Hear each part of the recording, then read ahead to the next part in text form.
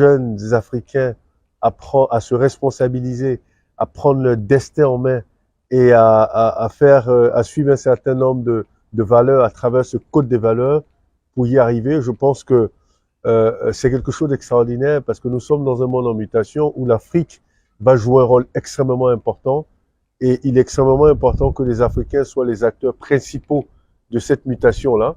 Et en l'occurrence, les jeunes suivent un continent qui, en 2030, d'un continent dont la population, en 2030, sera de 60% de jeunes de moins de 20 ans. Donc pour moi, c'est vraiment une très belle chose. Alors, 60% de jeunes de moins de 20 ans, et là, vous vous adressez à cette cible-là qui a beaucoup de problèmes pour trouver de l'emploi. On parle de l'auto-entrepreneuriat ou de l'entrepreneuriat comme une solution miracle. Mais est-ce que l'entrepreneuriat, entreprendre en Afrique est facile, Stanislas Zézé? Je pense que c'est pas la bonne question. La question, c'est si on constate que nous sommes dans un environnement qu'on estime être difficile, c'est la question à se poser, c'est comment réussir dans cet environnement qui semble hostile. Et là, c'est la bonne question et on commence à avoir des débuts de solutions. Mais je crois qu'il est extrêmement important que les jeunes, justement, dans cette logique de se responsabiliser, adressent les vraies questions. Aujourd'hui, les réseaux sociaux sont un vecteur extraordinaire de faire passer des messages aux leaders africains, de faire passer des messages aux autorités. Il faut que les jeunes Africains l'utilisent à bon escient. C'est vrai, il y a un volet divertissement qui est extrêmement important aussi, mais il faut que les jeunes Africains l'utilisent comme un vecteur de communication sur des sujets sérieux comme l'emploi jeune, l'éducation, la formation. C'est extrêmement important. Et si les jeunes commencent à avoir des débats constructifs sur les réseaux sociaux, les leaders vont commencer à voir qu'ils se responsabilisent et qu'ils adressent les problématiques qui les concernent. Ils vont peut-être regarder maintenant leurs problématiques d'une autre façon, de leur point de vue, ce qui n'est pas forcément toujours le cas. Donc je crois qu'aujourd'hui, ces problématiques-là, il faut les adresser, mais il faut que les jeunes comprennent que c'est leur responsabilité aussi, parce qu'il s'agit de leur vie, de leur emploi.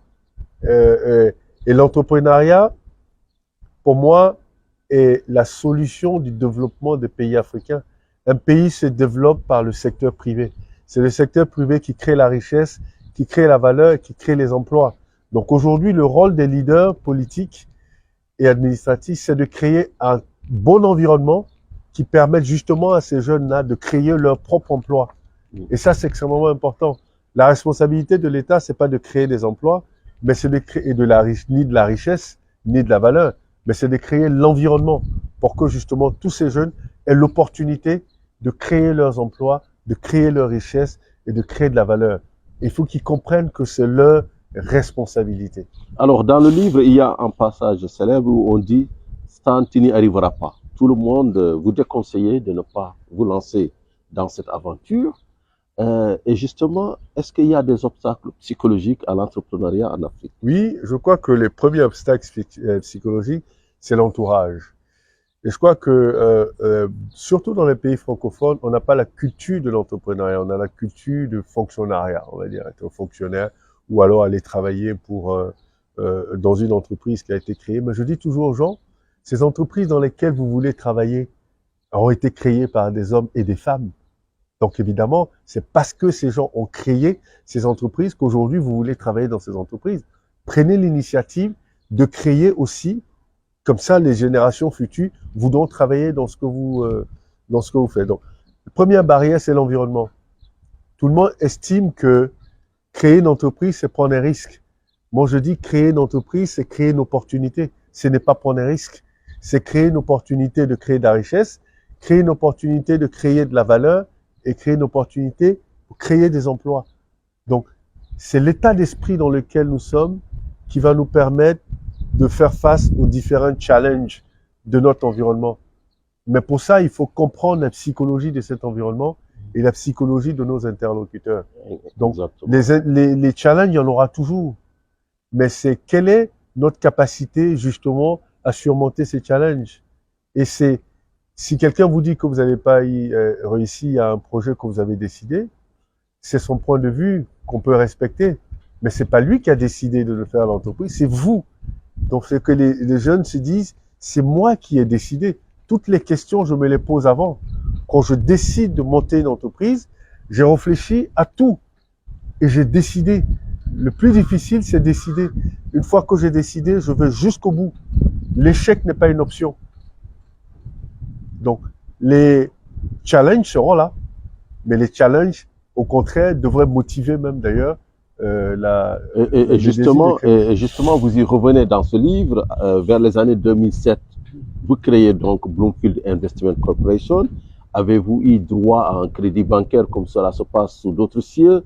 Avez-vous eu droit à un accompagnement de l'État ou d'une structure? Alors, pour être honnête avec vous, moi, j'ai jamais été dans une logique d'assistance.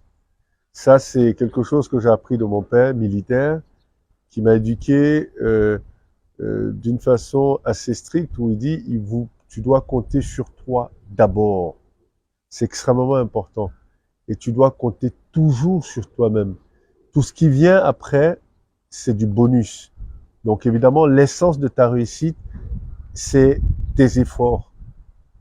Et donc j'attendais rien de personne, mais évidemment, vous commencez une entreprise, vous avez des fois des besoins, vous consultez des banques. Nous avons des banques qui ne sont pas dans une logique de mettre en place des fonds d'amorçage. Donc, les banques vont venir quand vous avez déjà quelque chose qui fonctionne. Et c'est une culture, hein, je peux la comprendre. Et je crois que c'est parce que malheureusement, les jeunes entrepreneurs ne se préparent pas avant d'entreprendre, donc vont compter sur le concours des autres et vont se plaindre. Parce qu'on ne le fait pas de crédit, ils vont se plaindre. Et donc, quand vous plaignez, ce que ça veut dire, c'est que vous transférez la réussite de votre entreprise à quelqu'un d'autre. Vous trouvez un bouc émissaire pour ce que vous n'arrivez pas à faire. Je ne pouvais pas avoir même 5000 francs de découvert. Je ne pouvais pas l'avoir, mais c'est pas grave. J'ai trouvé une alternative et on a continué à fonctionner. Donc, aucun obstacle ne devrait vous arrêter. Le financement n'est pas l'élément le plus important quand vous commencez une entreprise. C'est un élément qui devient important après. Mais vous devez avoir le minimum pour pouvoir financer votre propre projet.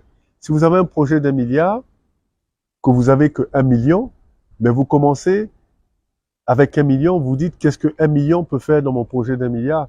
Donc je commence avec ça. Si vous avez 100 000, qu'est-ce que ça peut faire?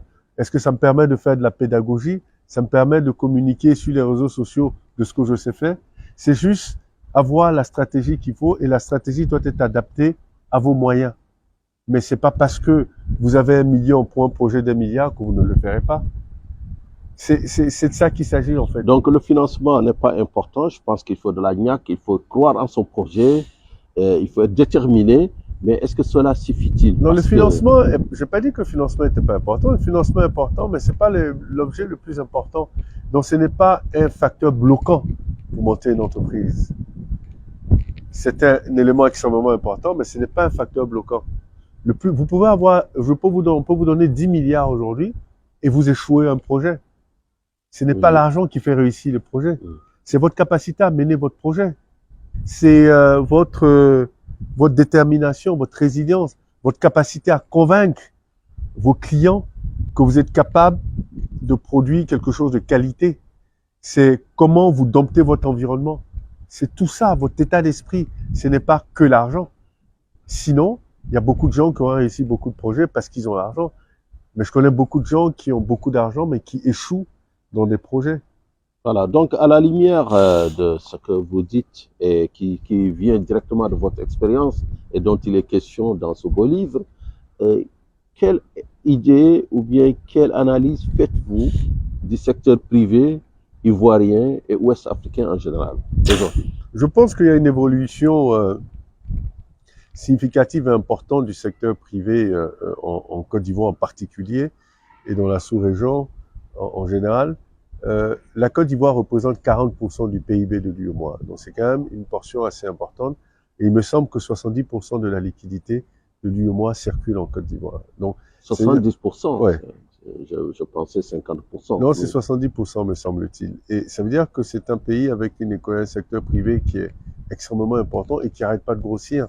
Et je crois que la politique, d'ailleurs, des leaders de ce pays, c'est de donner de plus en plus la part belle au secteur privé. Et je pense que c'est une très bonne approche. Un pays se développe avec son secteur privé, pas le secteur public. Le secteur public crée le cadre, mais c'est le secteur privé qui drive l'économie.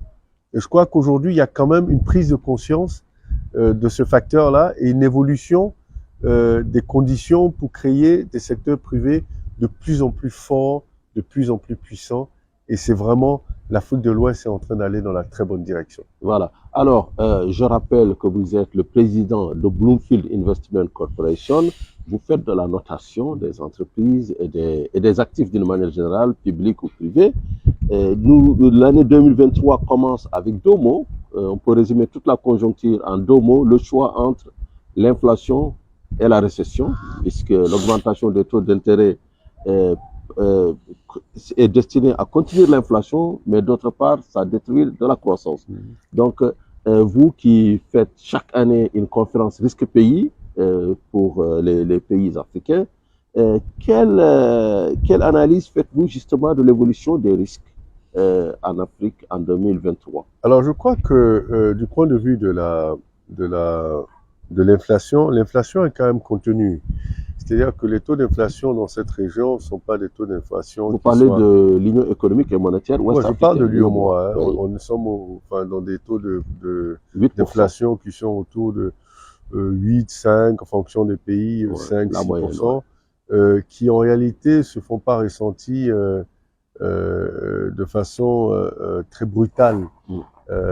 Et je crois que la Banque centrale de l'Afrique de l'Ouest a une façon très intéressante de juguler cette inflation-là. Et je crois qu'aujourd'hui, ce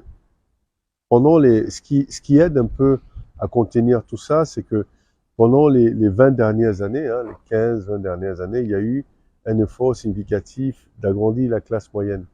Et donc, évidemment, le pouvoir d'achat de la classe moyenne, en Côte d'Ivoire, il y a une classe moyenne qui est assez importante. Et le pouvoir d'achat de la classe moyenne fait qu'aujourd'hui, elle arrive à quand même contenir cette inflation qui ne se fait pas vraiment ressentir. Vous allez voir la différence dans les pays où l'inflation se sent vraiment sentie. Il y a des grognements, il y a ce qui n'est pas forcément le cas dans cette région-là. Et je crois que pour moi, les risques fondamentaux, c'est en évoluant dans cette mutation économique et politique et géopolitique africaine, c'est surtout la dépendance de nos États vis-à-vis de l'extérieur. La crise de Covid-19 a montré bien les limites de cette mondialisation, parce que quand les gens ferment leurs frontières, que vous n'êtes pas capable d'importer ou d'exporter, et que vous êtes dépendant de l'importation, de l'exportation, ça devient un problème. Aujourd'hui, il est extrêmement important de rendre plus forts les marchés domestiques. Et pour moi, le plus gros risque, c'est ça, c'est d'avoir des marchés domestiques qui soient faibles.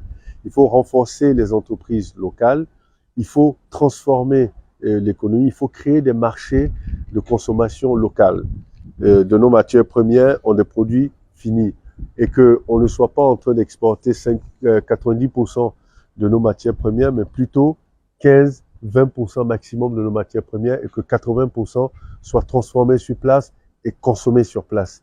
Et je crois que c'est les vrais enjeux aujourd'hui des économies africaines, c'est de consolider leur marché de consommation locale, de consolider leurs entreprises locales. Il faut que les PME locales soient la priorité absolue des leaders africains. Et il faut également que, dans cette logique de baisser les barrières, que la ZLECAf soit une priorité absolue. Nos marchés sont trop fragmentés. Il faut aujourd'hui avoir des marchés beaucoup plus grands, beaucoup plus larges, beaucoup plus profonds, avec beaucoup moins de barrières. Les visas, c'est quelque chose qui devrait commencer à tomber dans toute l'Afrique. On ne devrait pas avoir besoin de visa pour voyager dans toute l'Afrique en tant qu'Africain. Il est extrêmement important pour le business d'enlever les visas. Il est extrêmement important de commencer à penser à la convertibilité des monnaies africaines entre elles, pour éviter que les Africains soient toujours obligés de passer par le dollar ou l'euro pour faire des transactions. Sinon, ça n'a pas de sens. Justement, en parlant du dollar et de l'euro, il y a une forte dépendance justement de nos pays par rapport à ces deux devises. Il y a une raréfaction, je dirais même organisée, de ces devises, notamment dans le cadre de l'import-export africain, puisque les banques confirmatrices se font rares, les lignes de confirmation se font rares, beaucoup d'institutions même se retirent de l'Afrique et le pricing est très élevé. Est-ce que dans ce cas de figure, on ne peut pas s'attendre à ce que les grandes agences de notation internationales détériorent encore le risque Afrique, les notations souveraines africaines? Ouais, mais peut-être qu'à un moment donné, il faut que les Africains prennent conscience de qui sait les évaluer et qui ne sait pas les évaluer. Vous savez, aujourd'hui, si vous confiez, si les Africains continuent à confier le destin aux autres, évidemment, c'est les autres qui décideront pour eux. Je crois que la notion de notation financière monnaie locale que Bloomfield a introduite fait beaucoup de sens et montre aujourd'hui qu'il est extrêmement important que les Africains comprennent qu'ils aient leurs propres outils. D'évaluation. Les propres outils d'évaluation et les propres outils dans tout ce qu'ils font d'ailleurs. Et c'est ça qui rend indépendant. Aujourd'hui, si tous les Africains commencent à dire, écoutez, nous, on va se faire noter en monnaie locale, on va développer nos marchés des capitaux locaux, on va emprunter sur nos propres marchés et on va être indépendant du point de vue des capitaux que nous levons sur les marchés. Vous allez voir que les agents de notation financière internationale vont changer d'attitude parce qu'ils verront bien que les pays africains n'ont plus besoin de leur évaluation et changeront d'attitude. Et mais tant que nos pays continuent à penser que c'est les eurobonds et tous les emprunts qu'ils font de l'extérieur qui vont pouvoir avoir accès à des capitaux, mais évidemment, ils auront toujours affaire à ça. Il est extrêmement important de comprendre que je parlais tout à l'heure de défragmenter les marchés financiers dans nos États en Afrique et concourir enfin travailler sur le développement d'une monnaie unique en Afrique. Et ça, ce serait l'idéal pour le marché des capitaux en Afrique, de savoir qu'un pays a la possibilité d'emprunter sur 54 autres pays, dans 54 autres pays. Donc, c'est créer un marché unique. Un marché des capitaux unique, une monnaie unique, une bourse unique. Mutualiser nos. Absolument, mais ce serait extraordinaire. Les Africains n'auront besoin d'aller chercher l'argent nulle part. En ce qui concerne les devises, il va falloir comprendre que tant que nos pays sont des pays rentiers, on aura toujours des problèmes de devises parce que les devises que nous collectons en vendant nos matières premières, c'est ces mêmes devises que nous utilisons pour acheter des produits finis qui émanent de nos matières premières et qui coûtent beaucoup plus cher. Donc, schématiquement, une balance des paiements qui va toujours être déficitaire. En notre défaveur, parce qu'il faut qu'on commence à vraiment transformer nos économies de sorte à ce qu'on soit plus exportateur qu'importateur. Et à ce moment-là, oui, on va régler ce problème de la devise. Si on consolide nos devises, on renforce nos devises et par justement notre capacité à créer de la richesse et à consolider des réserves qui permettent de soutenir nos monnaies et nos marchés, bah, naturellement, nous allons nous mettre dans une position de force. Et ça, c'est un travail d'organisation et c'est un travail qui nécessite un autre état d'esprit. Il faut que les Africains comprennent qu'aujourd'hui, ils n'ont pas de choix que de se mettre ensemble. C'est-à-dire que le panafricanisme aujourd'hui, ce n'est pas une question de choix, c'est une question de survie. Le continent a besoin de cette logique panafricaine, de baisser toutes les barrières, de repenser la notion de souveraineté nationale, plutôt dans une logique de souveraineté continentale, pour pouvoir y arriver.